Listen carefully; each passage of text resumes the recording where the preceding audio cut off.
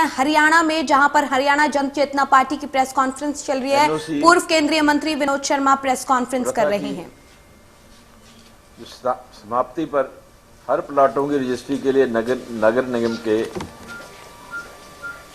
से लेने की जो प्रथा को बंद करवाएंगे, जिससे लोग अपने प्लाटों को सुगमता से खरीद व बेच सके। आईएमटी का मुद्दा हमने हमेशा उठाया है,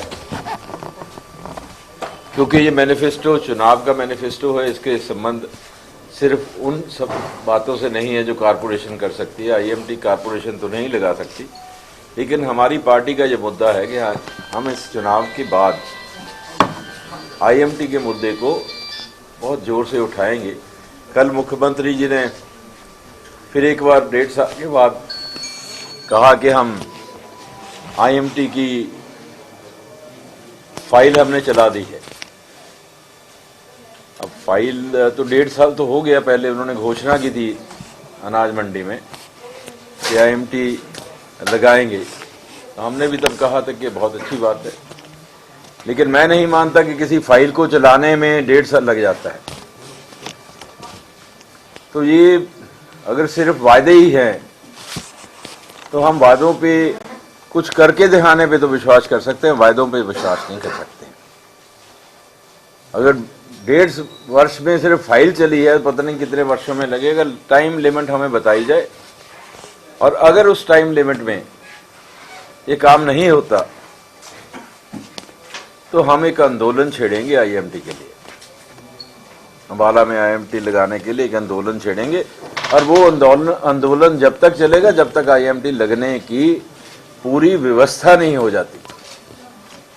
कुछ लोग कहते हैं कि आईएमटी के लिए कुछ हुआ नहीं था। ऐसी बात नहीं। आईएमटी के लिए तो एक्विजिशन के नोटिस भी हो गए थे।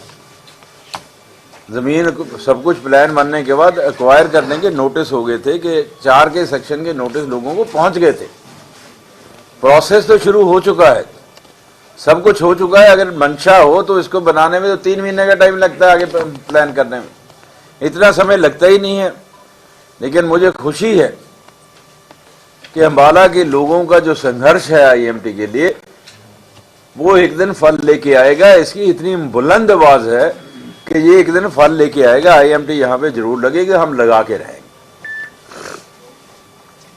बाकी पॉइंट्स जो हैं, जो गांव नए कारपोरेशन में आए हैं, उनकी डेवलपमेंट के लिए स्पेशल पैकेज दिए जाएंगे। जो नए गांव बने हैं, आए हैं, उन गांवों में पहले पंच सरपंच हुआ करते थे, जो अपने ढंग से गांव की सुविधा के लिए, गांव के लिए डेवलपमेंट के लिए काम करते थे। अब उन गांवों को कारपोरेशन में आने की वजह से कोई इलेक्टेड रिप्रेजेंटेटिव उनका गांव के स्तर पर नहीं होगा, लेकिन पूरे इलाके से उनका एक मेंबर होगा। तो उनकी डेवलपमेंट जो गांव की है वो भी उसी स्तर पे होनी चाहिए जिस स्तर पे शहर की होती है। यानी कि अगर शहर में स्वास्थ्य सेवाएं अच्छी मिलती हैं तो उसी स्तर पे स्वास्थ्य सेवाएं, एजुकेशन, लड़कियों के कॉलेज हों, लड़कों के कॉलेज हों, उसी तरह से वहां कॉलेज की सुविधा होनी चाहिए। कई गांवों के बीच में एक अच्छे गांव में कॉलेज खोलना चाहिए, तभी जाके उनको कारपोरेशन का फायदा मिलेगा। अदरवाइज तो उनके हक जो है उनको मिल नहीं पाएंगे। अंबाला में पार्किंग की समस्या है, उसको सुलझाया जाएगा। आवारा पशु जो हैं उनके बारे में कोई समाधान किया जाएगा। और हर स्ट्रीट लाइटें जो हैं वो कई बार खराब पाई जाती हैं, उनको ताकि उनमें खराबी ना आए ऐसी प्रथा बनाई जाएगी कि जो भी स्ट्रीट लाइटों को चलाने का जिम्मेदार है, मुझे जहां तक समझ है कि ये स्ट्रीट लाइटें किसी ठेकेदारी के तहत चलाई जाती हैं, लगवाई जाती हैं, तो जो भी ठेकेदार उसका संचालन कर रहा है, अगर वहां की स्ट्रीट लाइट्स ठीक नहीं चलती हैं तो उसके ऊपर जुर्माना लगाया जाएगा, जहां उसके जो कॉन्ट्रैक्ट हैं उनको खत्म किया जाएगा, क्योंकि सुचारू ढंग से वो नहीं चला रहा है।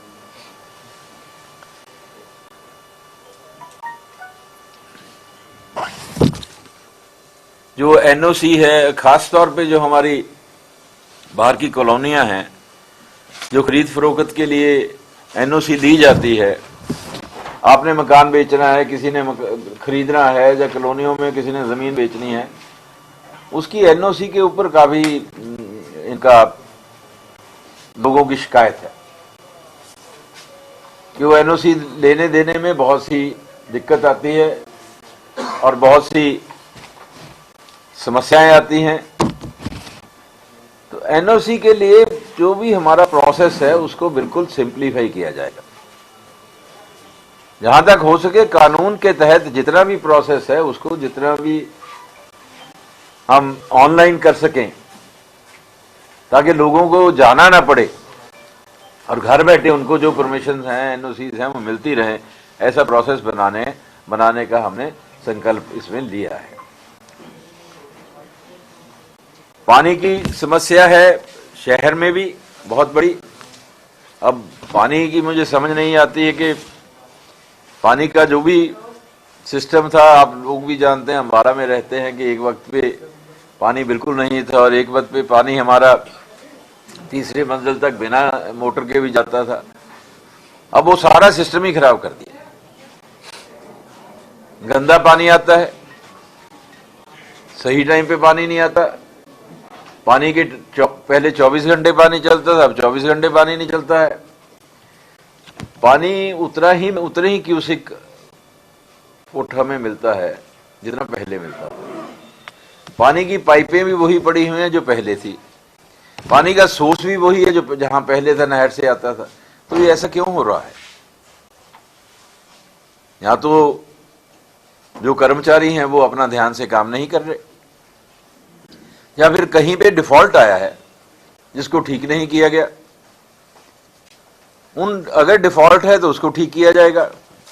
अगर कर्मचारी अपना काम ठीक से नहीं करते हैं तो कर्मचारियों के ऊपर एक्शन लिया जाएगा, ताकि लोगों को स्वच्छ और साफ पानी पीने के लिए मिले, 24 घंटे मिले, और घर घर में हर मंजिल तक पानी अपने आप पहुंचे, इसका इंतजाम किया जाए।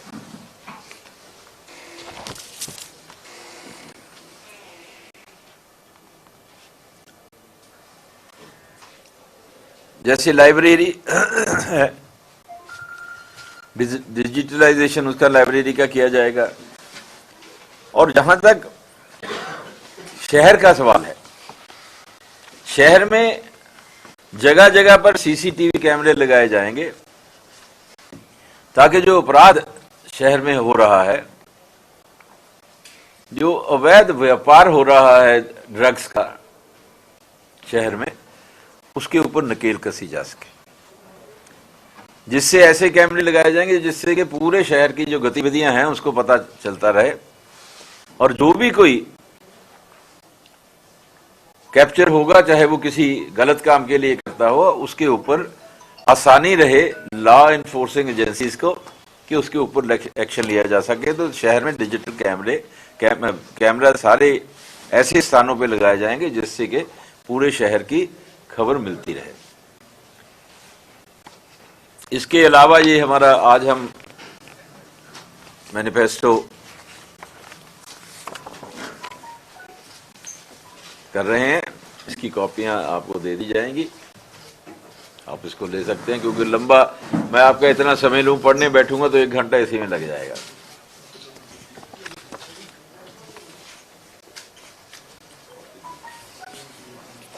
अब एक नया शहर में एक दो दिन पहले भारतीय जनता पार्टी के एक संयोजक हैं, शायद अपने वकील हैं, संजीव सचदेवा जी, पता नहीं उन्होंने कहां से ज्ञान इस बात का प्राप्त किया है कि वो समझते हैं कि चुनाव में दूसरों को डरा के चुनाव जीते जा सकते हैं, दबा के चुनाव जीते जा सकते हैं। भारतीय जनता पार्टी की सरकार का फायदा लेके चुनाव जीते जा सकते हैं, पुलिस का इस्तेमाल करके चुनाव जीते जा सकते हैं, पुलिस को गुमराह करके झूठी रिपोर्टें लिखा के किसी को डराया धमकाया जा सकता है। मैं उनको बहुत ही प्यार से इस बात का संदेश भेजना चाहता हूं कि इस डराने धमकाने से कुछ नहीं होगा। ये एफआईआर लिखाने से कुछ नहीं होगा। मुझे ये समझ नहीं आती कि उन्होंने एफआईआर लिखाई है, किस बेसिस पे लिखाई है। क्या संजीव सचदेवा नाम का एक ही व्यक्ति हो सकता है और व्यक्ति नहीं हो सकते? उनको पहले पता कर लेना चाहिए था कि संजीव सचदेवा और उनका परिवार जिसने आके जन चेतना पार्टी को ज्वाइन किया है, उसकी फोटो भी लगी हुई है। जो फोटो लगी है वो एक 35-36 वर्ष के नौजवान की है। उसका टेलीफोन नंबर भी है, उसके परिवार के सदस्यों के नाम भी लिखे हुए हैं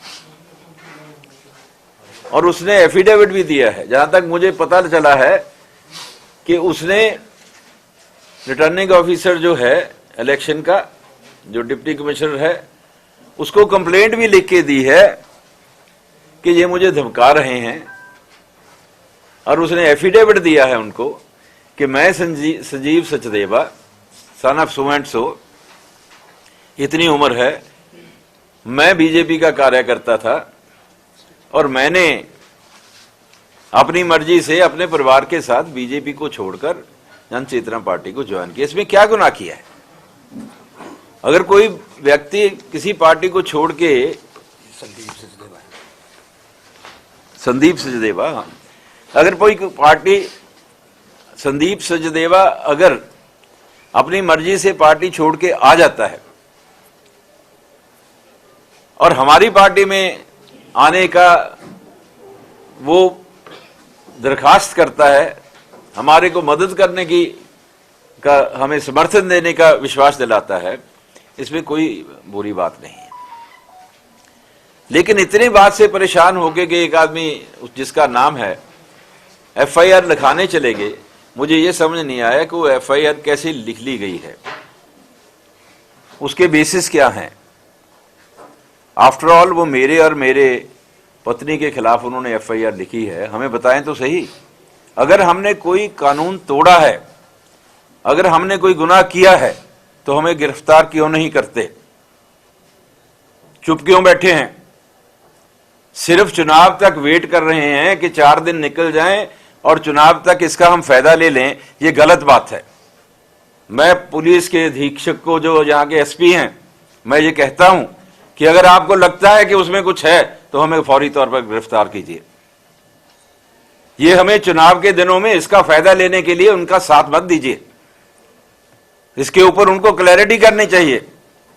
और जो इलेक्शन रिटर्निंग ऑफिसर के पास एफिडेविट और एप्लीकेशन गई है, उसके ऊपर भी कार्रवाई होनी चाहिए। अगर कोई गलत एफआईआर लिखाता है, झूठी एफआईआर लिखाता है, तो कानून के हिसाब से वो भी मुजरिम है। वो झूठी एफआईआर नहीं लिखा सकता।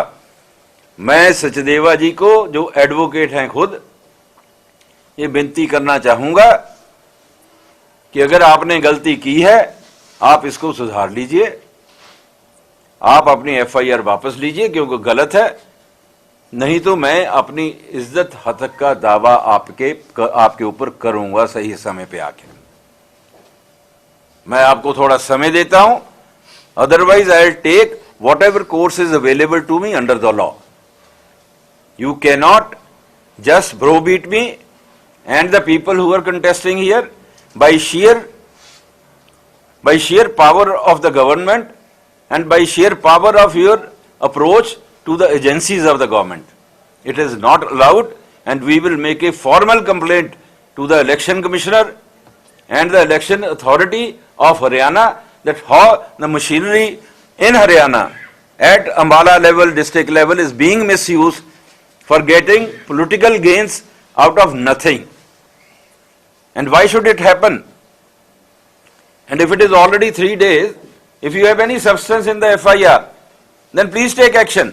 If you do not have any substance in the FIR, then you should come forward and clear it in front of the public, because this FIR has been lodged only with the sole purpose of tarnishing my image and to get support and to get benefit, political benefit for the BJP and for the candidates of the BJP and for the mayor candidate of BJP. I am accusing him that he has become a conduit to take undue advantage, political advantage at the behest of the BJP and the candidates of BJP for no reason and rhyme. And he has tried to mislead the people. He has tried to mislead the people of Ambala. They will tell him, they will pay him, they will tell him what is the right, what is the truth and what is the falsehood. And I am saying, I think this boy has come. बोलिए, come. आइए बैठ, क्या नाम है आपका? संदीप सचदेवा। संदीप सचदेवा। आप कहाँ के रहने वाले हैं, बताइए जरा इनको। मेरा नाम चाचा जी हैं। हाँ बेटे, आप कहाँ के रहने वाले हैं बेटे? गांव सोंडा। इनको हैं? गांव सोंडा। गांव सोंडा के। तो आप बताइए कि आपने कब कैसे ज्वाइन किया, क्या है सारी बात? देखो, हम 40 साल से भारतीय जनता पार्टी के साथ हैं, तो उनको यही नहीं मालूम कि संदीप सचदेवा है कौन। ठीक है ना, गांव सोंडा में इसका बैग कोई नहीं पकड़ता था, यानी कि बीजेपी का हम पकड़ने वाले हैं सबसे पहले। मतलब हमने ही वहां शुरुआत की है बीजेपी की। उसका बक्सा हम पकड़ते थे। हाँ बोलो बेटे, और पूरी बात बोलो बेटे। हाँ। और मैं और अपने संदीप पिताजी सचदेवा वगैरह नाम जो का भी कोई है। एक ही व्यक्ति नहीं हो सकता, बहुत से व्यक्ति हैं। कोई मैं अकेला नहीं हूँ, वो अकेला नहीं है, बहुत सारे हो सकते हैं। तो उन्होंने जो मतलब हमारे ऊपर कार्रवाई की है, बहुत गलत की है। और कौन कौन थे आपके ज्वाइन परिवार में? संजीव सचदेवा, सुमित सचदेवा, रवि सचदेवा एंड अमित सचदेवा। मतलब पूरी सचदेवा फैमिली हरियाणा जन चेतना के साथ है जी। आप वकील तो नहीं है ना? नहीं जी, नहीं। आपका वकील लिख के तो नहीं दिया आपने? नहीं जी, नहीं। और मेन बात यह है जी, आपने ये तो नहीं लिख के दिया कि आप संयोजक हैं भारतीय जनता पार्टी के जो चुनाव के? वीडियो मतलब सोशल मीडिया पे आई है, उसमें ना पिक मेरी है, ठीक है, और नीचे संदीप सचदेवा लिखा हुआ है, ना कि एडवोकेट संदीप सचदेवा। और ना फोटो मेरी है। आप संयोजक भी नहीं है? नहीं जी, नहीं। तो आपने टिकट भी नहीं मांगी थी? मांगी थी क्या? नहीं जी, नहीं। अच्छा, तो आपने टिकट का, मेयर की टिकट के आप दावेदार नहीं थे? तो भाई देख लीजिए, ये ना तो मेयर की टिकट के दावेदार थे, ना ये वो संदीप सचदेवा हैं, ना ये एडवोकेट हैं, और ना ही इन्होंने मतलब के टिकट मांगी, और ये कह रहे हैं कि हम पहले थे अब नहीं हैं। तो मुझे समझ नहीं आया कि इतना तिलमिलाहट किस बात की है। हार जीत होती रहती है चुनाव में। आज वो हार रहे हैं तो क्या हुआ, इसका मतलब वो लोगों को गिरफ्तार कराएंगे? आज वो हार रहे हैं तो क्या वो FIR लिखा के अंदर करा देंगे? तो क्या देश में कोई कानून नहीं है क्या? उनके हाथ की बात है। और मुझे वकील होते हुए भी उन्होंने ऐसा किया है जो वो समझते हैं कि गलत है। तो मेरा सिर्फ उनके बारे में कहना इतना था।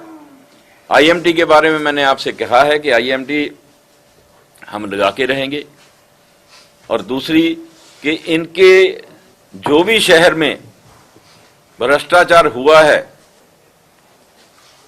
और जो भी यहाँ पे कारपोरेशन में भ्रष्टाचार हुआ है, इसका पूरा पर्दा भी फाश करेंगे और पूरी लड़ाई लड़ेंगे और इनको अच्छी शिकस्त देंगे। बहुत बहुत धन्यवाद। जय हिंद। पूर्व केंद्रीय मंत्री विनोद शर्मा को सुन रहे थे आप। उन्होंने अंबाला में प्रेस कॉन्फ्रेंस की और कहा कि अंबाला शहर को स्वच्छ और साफ बनाया जाएगा। अंबाला शहर में पार्किंग की जो समस्या है उसको भी सुलझाया जाएगा। साथ ही साथ IMT के मुद्दे को भी जोर शोर से उठाया जाएगा। हरियाणा जन चेतना पार्टी लगातार IMT का मुद्दा उठाती आई है और एक बार फिर उनकी तरफ से कहा गया कि IMT के मुद्दे को जोर शोर से उठाया जाएगा। अंबाला में जो पार्किंग की समस्या है उसको सुलझाएंगे। साथ ही साथ उन्होंने झूठी FIR को लेकर भी बीजेपी पर निशाना साधा और उन्होंने कहा कि इस तरह की जो गलत वो है उसको वो बर्दाश्त नहीं करेंगे। अगर उनकी इमेज को खराब करने की कोशिश की जाएगी तो उसके खिलाफ वो सख्त से सख्त कदम अपनी तरफ से उठाएंगे और प्रशासन से भी उन्होंने अपील की है कि इसकी तरफ ध्यान दिया जाए। अंबाला में प्रेस कॉन्फ्रेंस थी पूर्व केंद्रीय मंत्री विनोद शर्मा की, जहां पर उन्होंने पार्टी का मैनिफेस्टो जारी किया और साथ ही साथ कहा कि अंबाला शहर में जो स्वच्छता और उसको शहर को साफ बनाने के लिए जो भी कदम उठाने होंगे सब उठाए जाएंगे और जगह जगह पर सीसीटीवी कैमरे लगवाए जाएंगे। अंबाला शहर को और बेहतर बनाने के लिए पार्टी की तरफ से वादा किया गया है, मैनिफेस्टो जारी किया गया है निगम चुनाव को लेकर।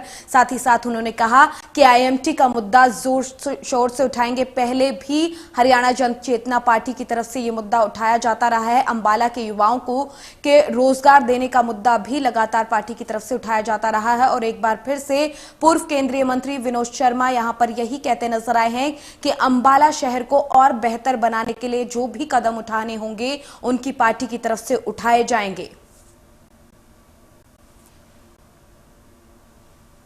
अंबाला में पूर्व केंद्रीय मंत्री विनोद शर्मा की प्रेस कॉन्फ्रेंस सुन रहे थे आप। हरियाणा जन चेतना पार्टी का मैनिफेस्टो जारी हुआ है निगम चुनाव को लेकर, क्या कुछ उनकी तरफ से पार्टी की तरफ से वादे किए गए हैं वो उन्होंने बताया। साथ ही साथ झूठी एफआईआर के मुद्दे पर भी उन्होंने एक बार चुनाव में ऐसे हथकंडे अपनाना जो है वो गलत है।